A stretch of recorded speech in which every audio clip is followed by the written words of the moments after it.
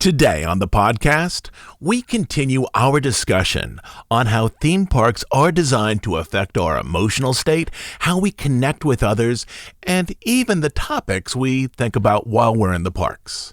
In terms of the parks, the ultimate product that Disney actually creates are the feelings and interior space that we have while we're in the Magic Kingdom or Disneyland, and how these experiences change our outlook even after we return home.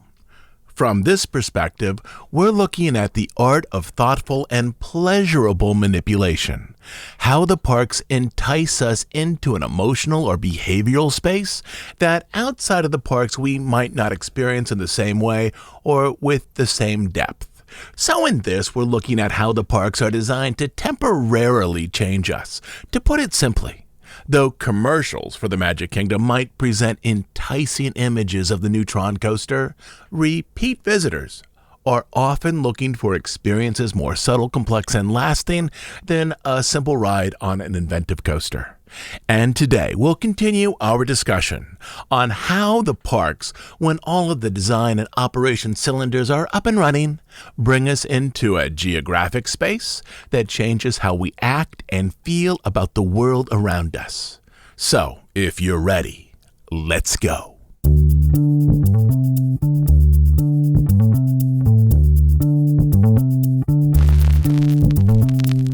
Today we'll break down this larger topic and focus on music, how music shapes our experience in the parks, specifically the ways that designers use music as a means of altering our emotional space.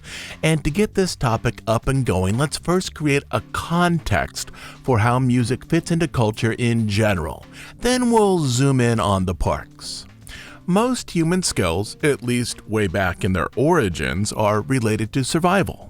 Building tools is related to survival. Fine motor control of the hands is related to survival. Language is related to survival. Even visual art, inasmuch as it conveys information related to hunting or building shelter or cooking, relates to survival. But music does not have any clear relationship to human survival. It doesn't convey information necessary for hunting, building, or medical care, yet it is a skill that extends back at least 40,000 years. Music is found in every human culture. It shapes our emotional space from raves to symphonies to weddings to marching bands. Babies can be comforted by music. Songs are one of the ways that parents first communicate with infants before they share language. Live bands allow teenagers to share a common emotional experience, temporarily strengthening bonds between them. Religions use music in ritual to express a group's belief and encourage an attitude of cooperation and a shared identity among its members. And older people can be transported back to the emotional space of their high school years when a certain song is played on the radio. Music is diverse and exists in all cultures. Even individuals who are unable to read enjoy music. That is, music supersedes literacy in terms of pervasive methods of human communication. But how is music used in a theme park? How does it texture the space? Why does certain music conjure moods of fear or danger, and other songs inspire curiosity? To frame this question another way, if we think of music as a language, how then is it being used to communicate a unique message in the Magic Kingdom or Epcot or Disneyland?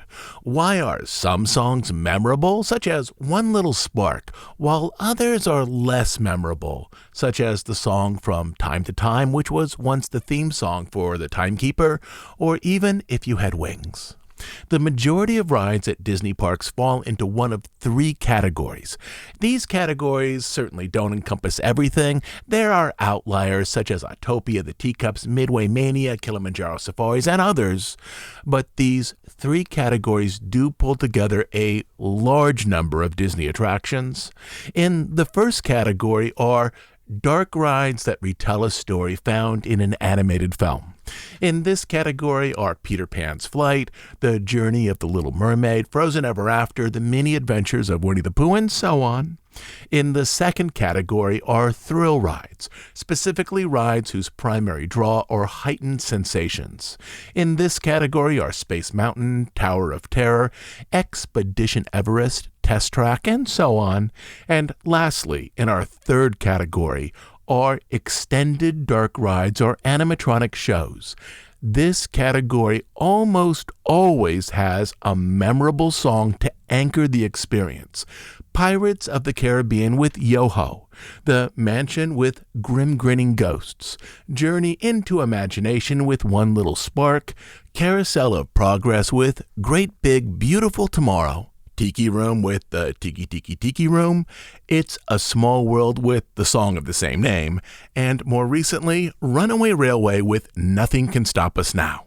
If you were to remove this song from any of these rides, I think the attraction would not only lose a great deal of its pleasures, but also its identity. What would Pirates be without Yo-Ho? What would Carousel of Progress be without A Great Big Beautiful Tomorrow?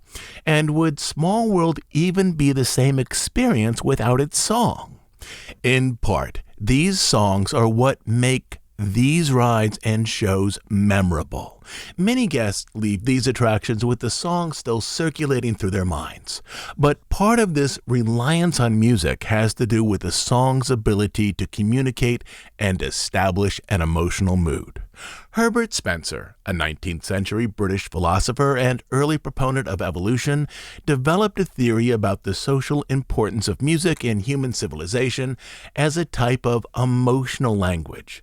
In 1875, he published On the Origin and Function of Music, which argued that the power in music comes from imitating emotional speech.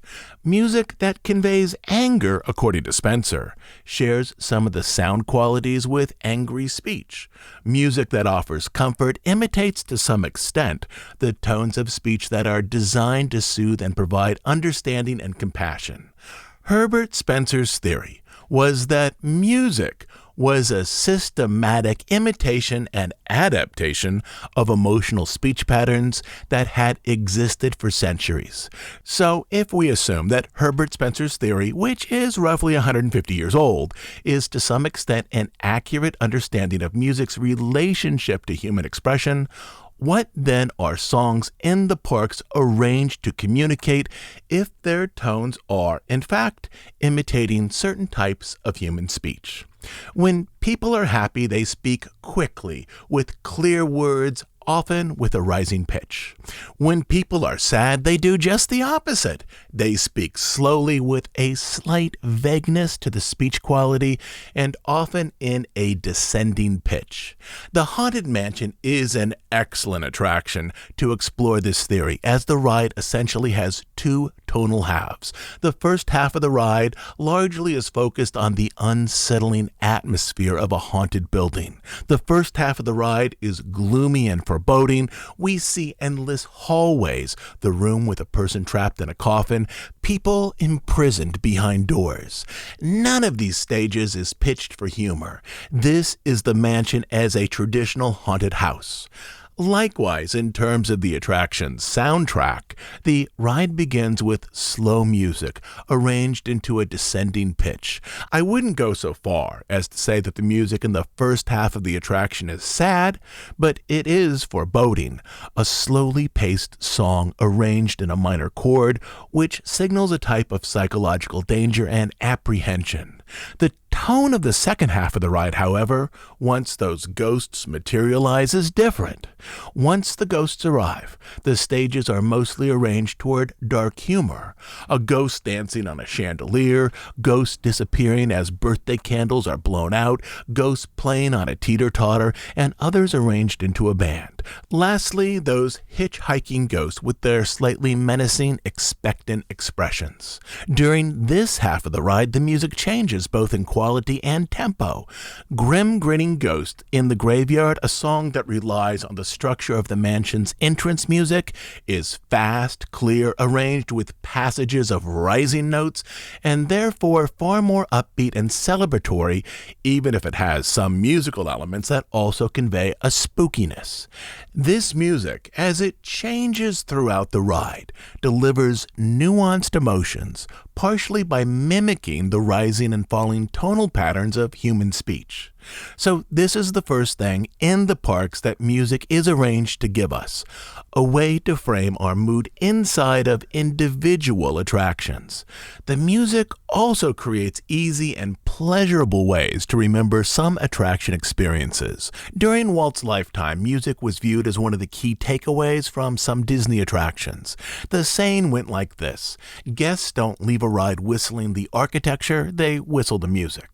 But the use of music as an emotional framing tool inside the parks doesn't exist only in the attractions. When Disneyland first opened, there were no background loops in public areas, such as in Frontierland or on Main Street, at least not as we know them today. For the most part, music there was performed live. Period music was performed by the Disneyland Band, led by V.Z. Walker, or it was performed by a handful of specialty bands that existed in the park's early years. There was some recorded music inside of attractions. Also, there was a type of recorded music on one small section of Main Street. In the Emporium, there was the Welt Orchestrion, a self-playing pipe organ. This mechanical instrument was a miniature band in itself, with 256 pipes to perform various notes, a mechanical snare drum, a timpani, a cymbal, a triangle, and a bass drum. It could perform a range of songs by following a mechanical score arranged onto a roll of paper. I like to think of this orchestrion as the proto-background loop for Disneyland, something that provided music to a small section of Main Street years before the area was wired up with a sound system sophisticated enough to deliver a high-quality musical experience. But once background loops did arrive, they too were a way that park designers managed the mood of guests. And this is something that you can visually observe as you move through the parks. On a recent trip to the Magic Kingdom, I stood on Main Street and watched people enter the park as the Turn of the Century music loop played in the background. Specifically, I watched their feet. Most of the songs in the loop are roughly marchable or near marchable, often with a beat that encourages a brisk walk. These songs communicate the optimism that many people felt during the early years of the 20th century, a period when America was expanding towards prosperity and corporate growth. The body will respond to music in subtle ways. Clearly, not everyone moves down Main Street in time with the recorded music, but some do. Music helps shape our emotional state in subtle ways, and a person who is sad, distraught, or experiencing loss tends to move slowly in ways that allows them to be withdrawn. But a person who is happy, even excited, and feels connected to the world around them tends to step faster and with purpose. The music on Main Street, or at least most of it, is the exact right tempo for a fast, purposeful walk. I doubt if any background music will overcome a recent loss or a deep internal struggle, but let's say you were having an average day as you enter the park, with no emotional peaks or lows. If you walked in time with that music, it should encourage your body to walk as though you were feeling a sense of happiness and purpose, which in turn should nudge you towards feeling those exact emotions. Sometimes this is referred to as the exercising effect, the way that motion alters mood. You can even try this at home. If you're feeling low, try walking a brisk walk with a stride that is just fast enough to express some anticipation or excitement. Even if you don't start out feeling anticipation or enjoyment, the movement of your body will likely shift your emotional state in that direction. And this is what happens on Main Street. Some guests subtly influenced by that music, begin to walk to the beat, which, for most songs in this loop, quickens a stride towards something that resembles anticipation or even excitement. I stood there on Main Street for about a half hour and watched how people moved past me. No one, of course, was marching, but the movements of some people were closely aligned by the music, mostly with their steps. How many people were roughly in step with the music? Well, it depended on the song. A couple of songs were slightly too fast for family walking, but most were right in that sweet spot, a brisk, walkable beat. About 20 to 25% of guests, without realizing it, moved their feet roughly in time to the beat. I tapped my fingers together like a metronome and watched about 20 to 25% of the feet around me move very, very close to that rhythm. I should also point out that the background loops at the Magic Kingdom in Florida are set at a significantly lower volume than those in California. In Florida, you can hear the background loops clearly beneath the overhangs, not so much in the middle of the street. In California, you can hear the loops fairly well anywhere on Main Street. So when I did this exact same thing on Main Street in California, when I stood there watching people move down the entry street of Disneyland, I immediately saw more people moving in time with the music. In California, that number was around 35%, and for some songs closer to 40%. My takeaway was this: the louder the music, the more difficult it is for your body to ignore. It probably goes without saying that this only works when crowds on Main Street are light enough so that people can walk as they like. But in recent months, the crowds have been more than light enough to observe this effect as people enter the park both in Florida and in California. In the context of Main Street, the background music not only tonally defines the early years of the 20th century, it provides an emotional framework that influences how guests experience that park. First of all, the beat or pace of the music primes the body for anticipation. The music, again, encourages people to walk as though they are excited and anxious to experience their day. Other parks, though, have different music to emotionally frame the experience with different tones. Just think of the background loops over at the front of Epcot. The tempo of the songs in that loop are slower, their orchestration far fuller than those on Main Street. The emotional tones of the Epcot entrance loops are that of reflection, awe, and a sense of grandeur. The music of Epcot also prepares your body and mind for the experiences you'll find in that park, though it does so with different music tonalities. The background loops for the parks are for the most part instrumental. I realize that there's a few exceptions to this, including some odd ones. Last month when I was walking through downtown Disney in California, I strangely heard music from Harmonious, the now shuttered Epcot show, as part of that area's loop. But background loops typically are without lyrics. There's no message, nothing for the logical left hemisphere of your brain to work through. Again, with only a few exceptions. The only time that you'll hear human voices singing words in the park is when you're in an attraction or watching a show. Typically, a human singing voice signals an attraction or a show experience. Nearly everywhere else, the parks play instrumental music as a way of shaping the environment so that it is easily absorbed by the more creative and emotionally centered right hemisphere of your brain.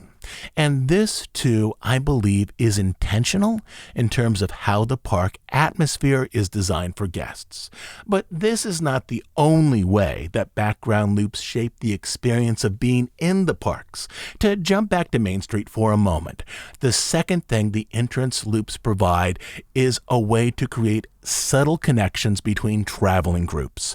Fish and birds, for example, move together in a coordinated way when in a social group. This is largely true for pack animals as well.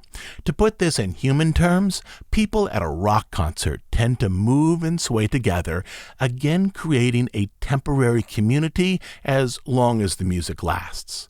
And that's what's happening here, though in a less noticeable way. The subtle rhythmic movement on Main Street suggests to some extent that people moving down the street are doing so together, as a type of large group experience, which creates a pleasant, if subtle, feeling of community on Main Street. Moving together gives a little sense of connection. Admittedly, the goal of using music to create a type of mass unity is fairly subtle on Main Street, at least during the day, with the background loops, but is far more noticeable elsewhere at the resort and during other parts of the day. Let's jump over to other park areas and we'll start to see how this works. We'll start with some subtle examples, and then we'll move towards examples that are more obvious. Some songs in Fantasyland imitate the type of musical patterns of songs that children sing in elementary school. These songs are not only comforting, but they are also songs that suggest a type of affiliation. In kindergarten or first grade, group singing suggests that everyone belongs to the group, that there's a type of unity there. These songs and the group singing are not only about music, but about bonding, creating a type of psychological inclusion in school and a type of cooperative action. That is one important goal of musical interaction for young children in school. So, how many songs at the Magic Kingdom encourage this type of group participation?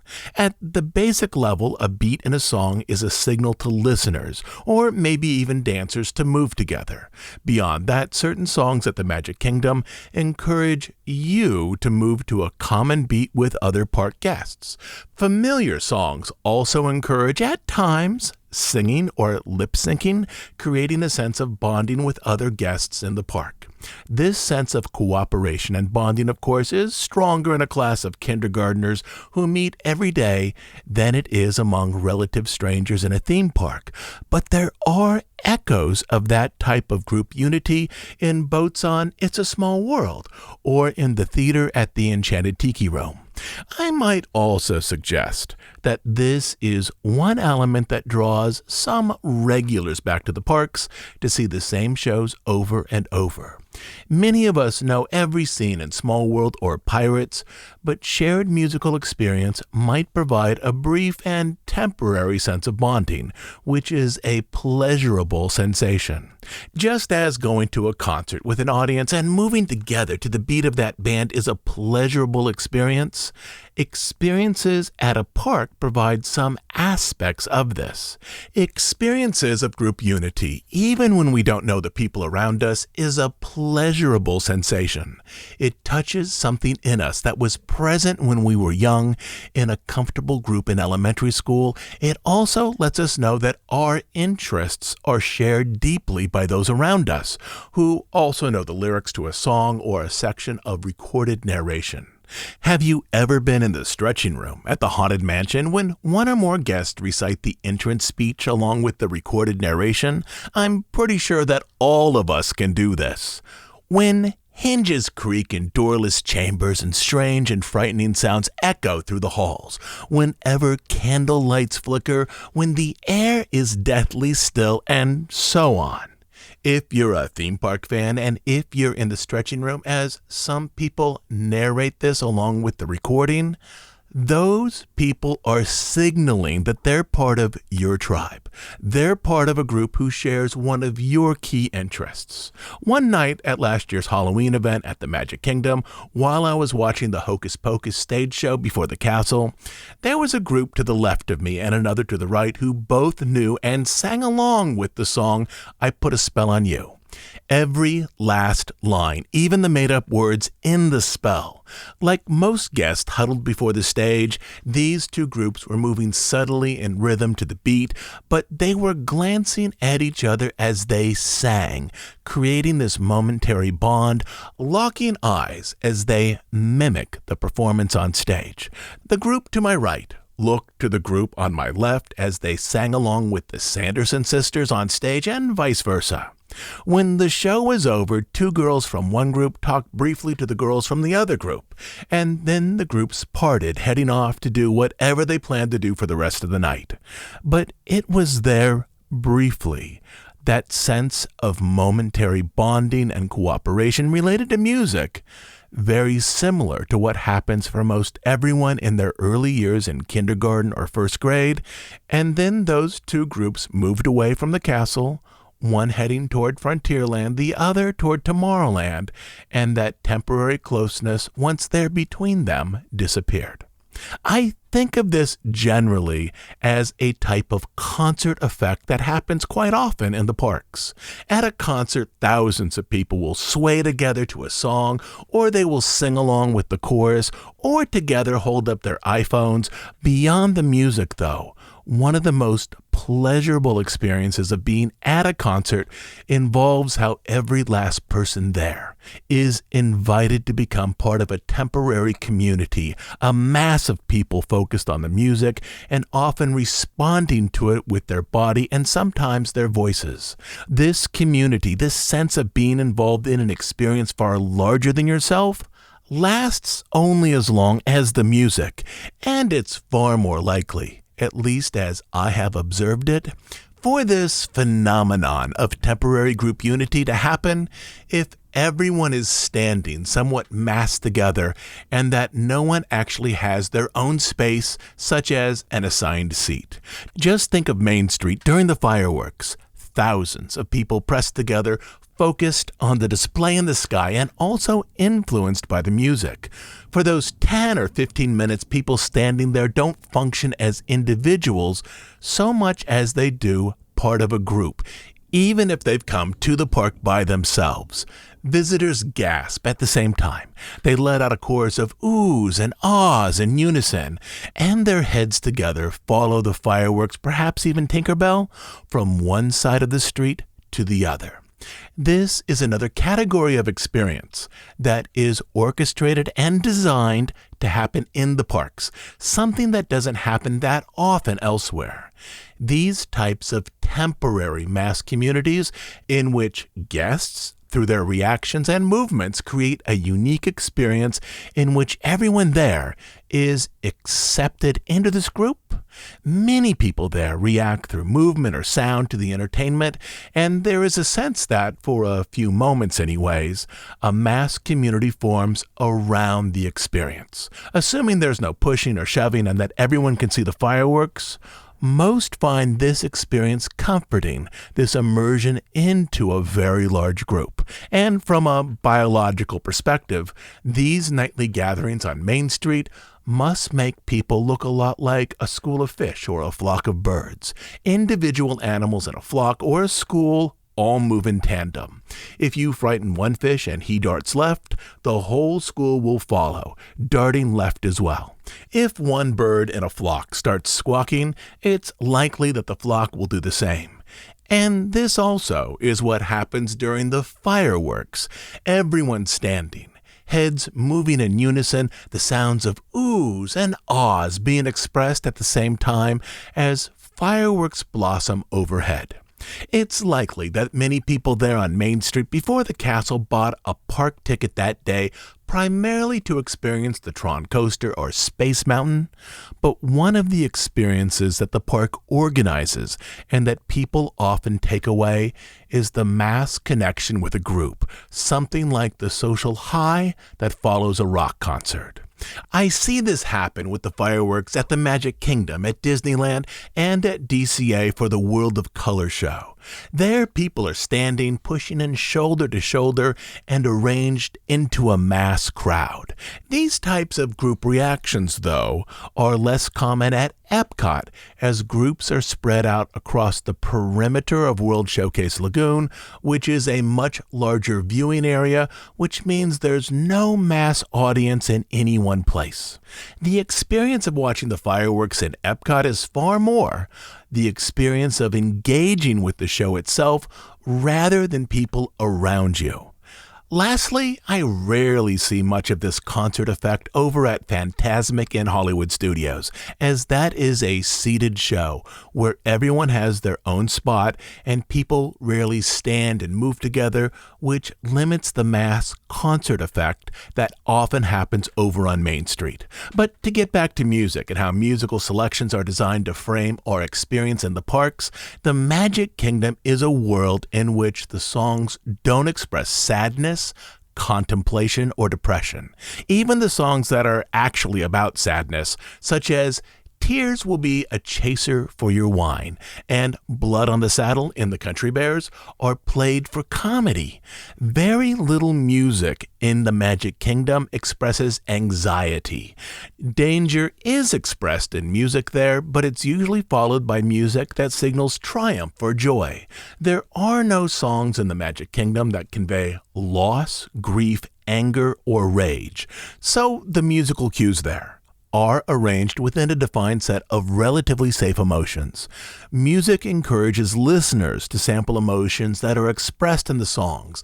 This is called emotional contagion.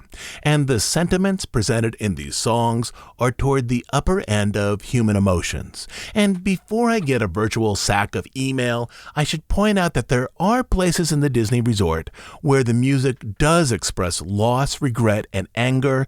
There aren't many, but there are some. Probably the best example of this is the song Two Brothers over in the American Adventure in Epcot.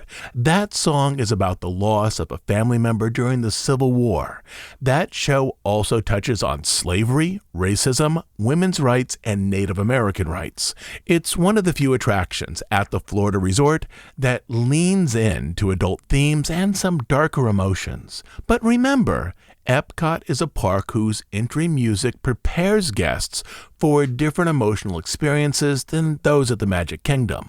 Also, the Two Brothers sequence is in the middle of the show. It starts around the 10-minute mark when Matthew Brady takes a photograph of the family and continues to about the 12-minute mark.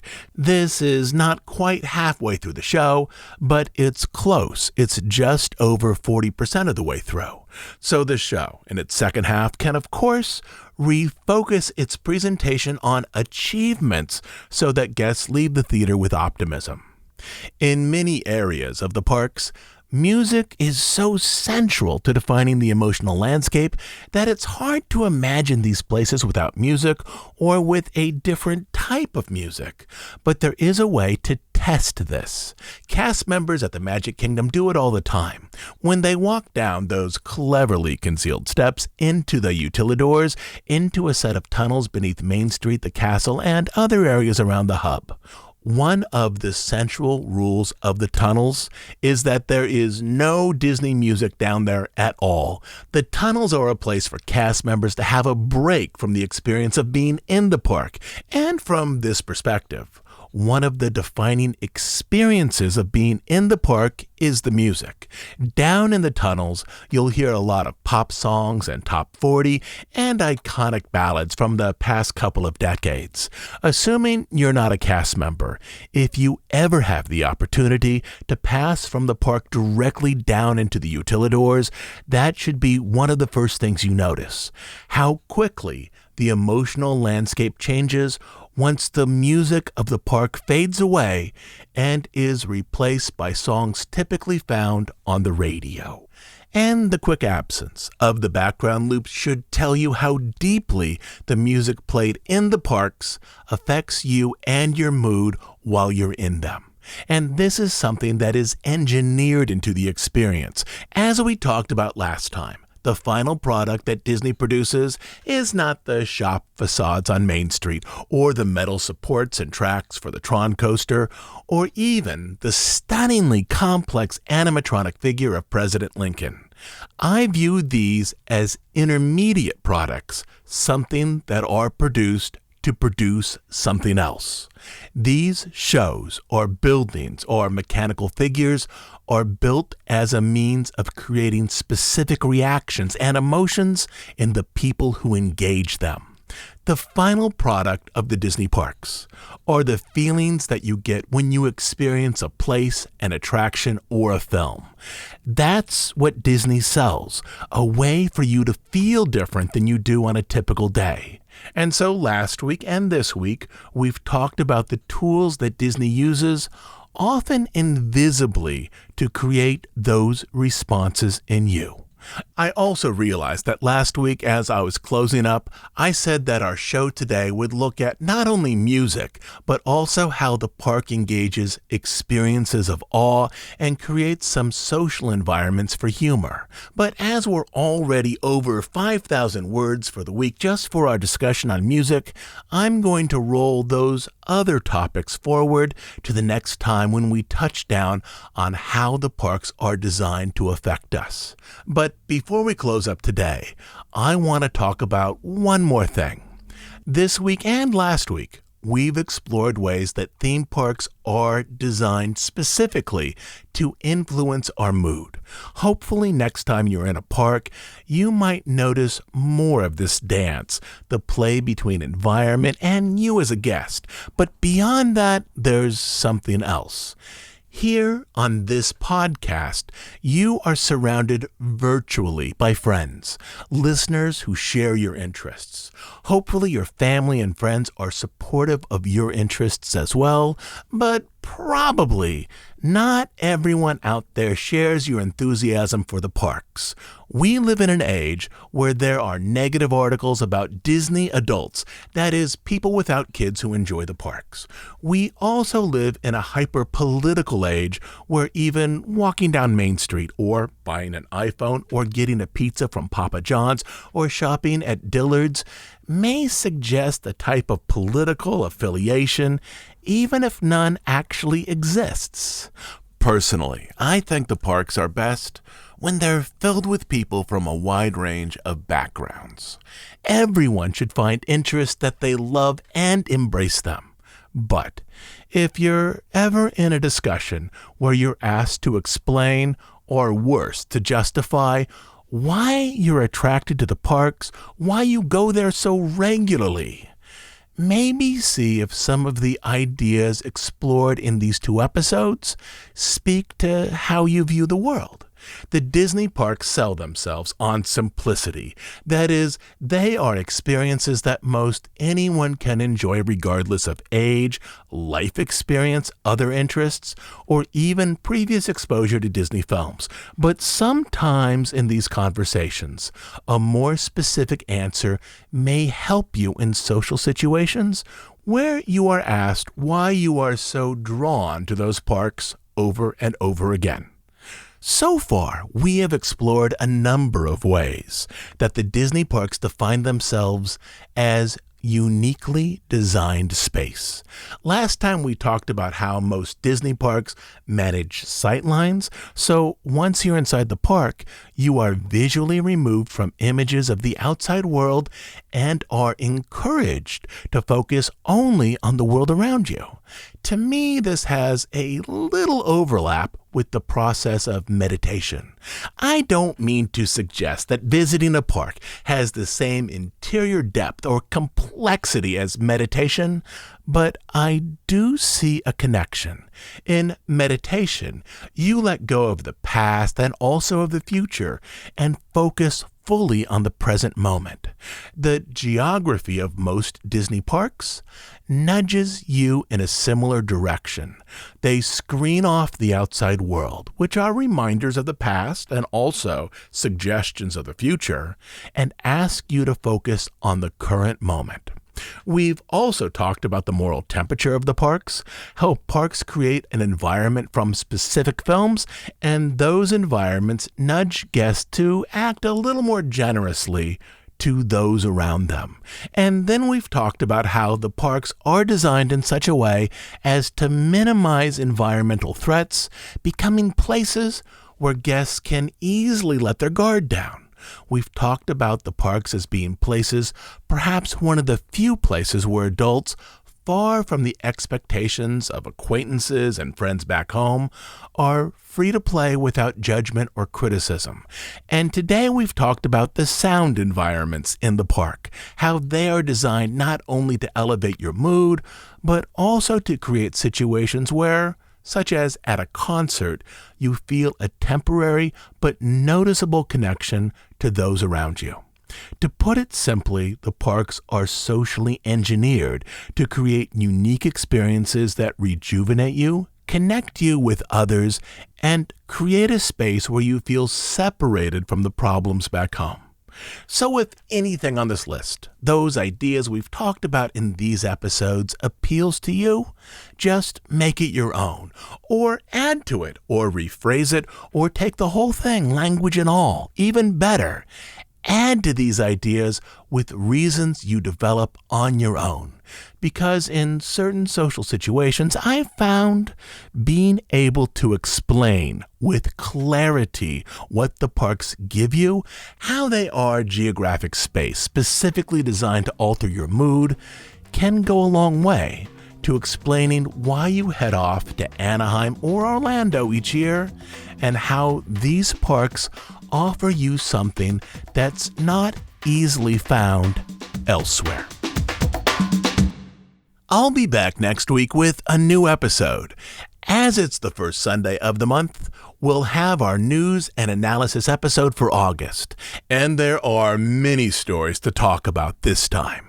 But we'll loop back to this topic, what the parks give us, in a few weeks as we continue to explore how the parks have been designed and built to produce unique sensations in us. And that is what the parks ultimately deliver. As you know, we're an ad-free, listener-supported podcast. We do just two things: deep dives on stories related to the history of the Disney studio and the parks, and news and analysis of current events as they relate to the Disney company. We are funded entirely by listener contributions. On Bandcamp, you'll find over 200 episodes not available on iTunes or anywhere else. But the best reason to join us is to support the work we do here and to make sure that this podcast continues to exist. You can support us by becoming a monthly subscriber on Bandcamp at dhipodcast.bandcamp.com. I'll also leave that link down in our show notes. Until next Sunday, this is Todd James Pierce.